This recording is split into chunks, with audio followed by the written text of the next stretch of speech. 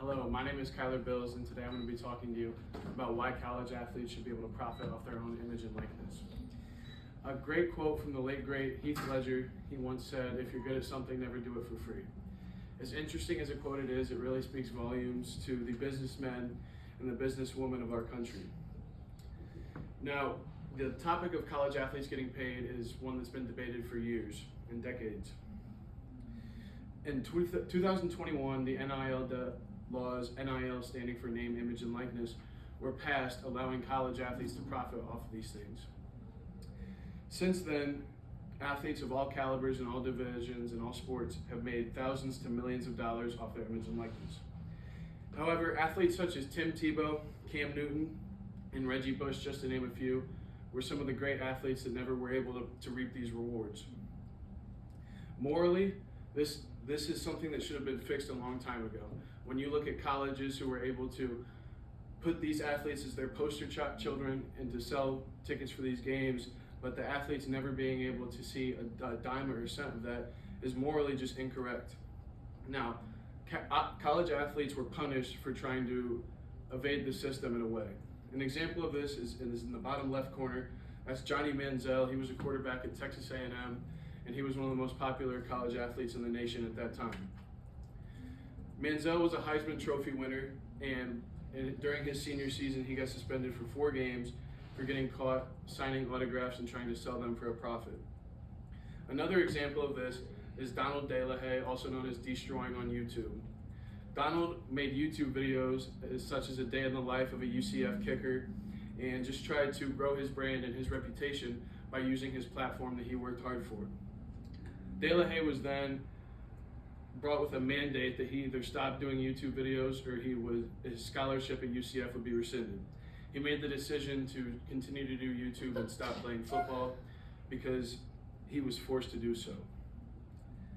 Now, trying to make a living during college and trying to financially be okay, and college is a stressful time for any of us. I think we can all agree with that.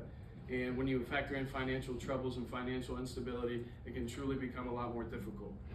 These athletes today can use these NIL deals to not only improve their situation in college, but their professional lives as well.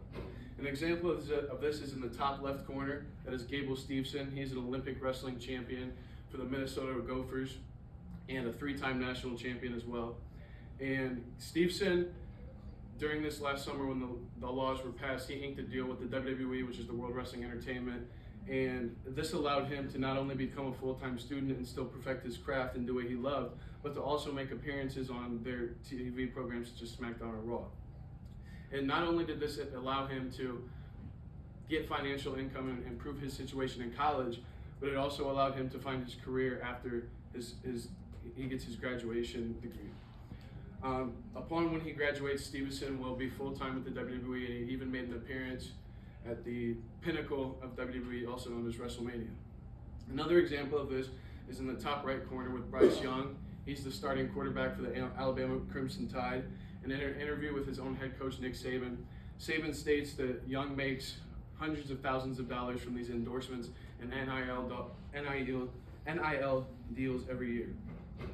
So as I stated before, college can be a stressful time regardless, but these college athletes being able to use the hard work that they've built up over these years and all the sacrifices and use that for their own benefit is something that is crucial to our economy and to the beneficiary of the athletes. Now, another example in the past where these athletes really could have benefited off this is in the bottom right corner. That is the running back from a TV show popular on Netflix called Last Chance U. His name is Dior Walker Scott, and he talked about in the show his struggles with his financial ability. He had the D1 talent to go to a D1 program, but due to his financial situation and his grades, he was unable to do so. So he goes to a JUCO college by the name of Laney in Kansas to try and get that opportunity to continue to do what he loves. And Walker Scott always told that he was sleeping in a new place every day. And I'm not talking about a different dorm or a different bed. Walker Scott would literally park his car in a different parking lot just to get his 3 to 4 hours of sleep every night before then going to work so he could pay for his food and other things that he needed before then going to practice. Walker Scott is a perfect example of why of why these college athletes should be able to continue being paid. Because if he had the ability, especially in the national spotlight of a TV show and a popular show like Last Chance U, if he had those opportunities to bring in endorsements and bring in NIL deals, then his financial situation and his college situation in general would have been improved tremendously. Now, overall, these NIL deals can be truly beneficial to everybody here. Another kind of tie-in with the WWE is their NIL program.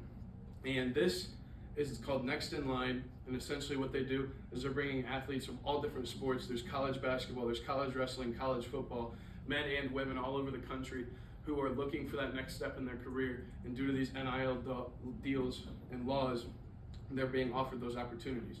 Another thing is that these NIL deals don't only benefit the players, but they also benefit the colleges and the audience and the fans. The University of Florida announced that this next upcoming season, they're going to be allowing jerseys to be purchased with the name and likeness of some of the college players. Being a Florida Gators fan myself, I'm extremely excited about that opportunity, and I wish that we could have had it in the past so those past players could have benefited off doing so. So, although players such as Johnny Manziel, Dior Walker-Scott, and Destroying couldn't necessarily reap the rewards of the system, we can learn from our mistakes and continue to allow these college athletes being paid. Thank you.